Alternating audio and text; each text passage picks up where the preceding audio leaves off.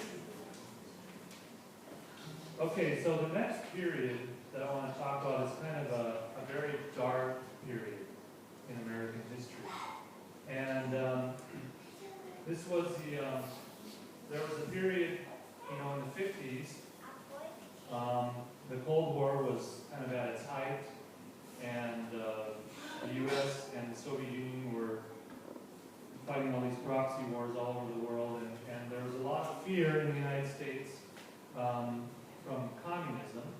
And so the House would hold this Un-American Activities Committee would hold these hearings, and they would force suspected communists to come and testify about their associations, like who they were associating with, who their friends were, and that kind of thing. So, for example, you guys are all friends, right? So what if I said, you're bad because Aine's your friend? What do you think? Is that fair? But that's what they were doing. They were saying, you're bad because she's your friend. You know, and she thinks she has this kind of political belief, you know. So that's what they were doing. And they forced Pete, among other people, to come and testify. And this is what he said. You know, they were asking him, who are you singing for? You know, are you singing for the communists? Are you singing for this kind of group? Are you singing for that kind of group? And Pete said, I have sung for Americans of every political persuasion, and I am proud that I never refuse to sing to an audience, no matter what their religion or color of their skin or situation in life. So he basically refused to answer their questions, but he just said, I'll sing it for anyone. That's who I am. And so what happened, and I just want to show, so what happened was, you know, actually Pete was a member of the Communist Party for a while, but the reason he joined the Communist Party is because he was interested in racial equality, for one thing. That was basically the only group at that time that was in favor of racial equality. And also he was in favor of labor, fair labor relations. So, I'm not going to read through this, but the other thing that happened was he was blacklisted. In other words, he was prevented from basically being on national TV for 17 years. And this was like at the height of their popularity. Their group, the leaders, the whole group was blacklisted. And they were about to get a big contract for their own TV show, and they were blacklisted for like 17 years. So he wasn't allowed to go on national TV, even though he's a very popular performer. So he testified, and he was indicted for contempt of Congress. In other words, he was charged with contempt of Congress. And there was a trial, and he was convicted and got a 1-year sentence. But it was overturned eventually. But then eventually he was allowed back on national TV in 1967. We'll talk about that later. And finally, he was vindicated in that he was awarded the National Medal of Arts by President Clinton in 1994. So, just to show, here's another quote. I love my country very dearly, and I greatly resent this implication that some of the places I've sung, and some of the people I've known, and some of my opinions, whether they are religious or philosophical, or I might be a vegetarian, make me any less of an American. So, I think we threw in a little bit of humor there. So, this is a picture of him getting the award from Bill Clinton, and this is what Bill Clinton had to say. He was an inconvenient artist who dared to sing things as he saw them. He was attacked for his beliefs. He was banned from television. Some artists make musical history. Pete Seeger made history with his music. So it's kind of hard to believe that someone was banned from television for their political beliefs, but it could happen again. So the next song we want to sing